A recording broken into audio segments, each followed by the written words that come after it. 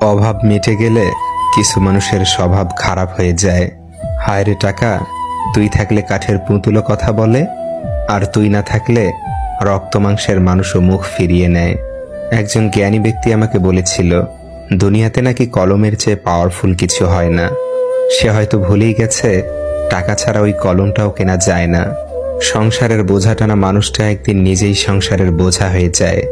পৃথিবীর নিয়মটা বুঝি এমনই, সুখে থাকার দুটো পদ্ধতি, পরিস্থিতিকে বদলে দাও, নয়তো পরিস্থিতি বুঝে নিজেকে বদলে নাও।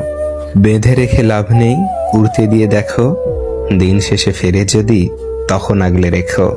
তুমি যদি জীবনকে ভালোবাসো তাহলে সময়ের অপচয় একদমই করো না, কেননা জীবনটা সময়ের সমষ্টি দ্বারাই সৃষ্টি।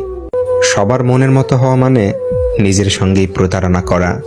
ভালোবাসা অপ্রকাশিত থাকাই ভালো, প্রকাশ করে দিলেই অবহেলা বাড়ে।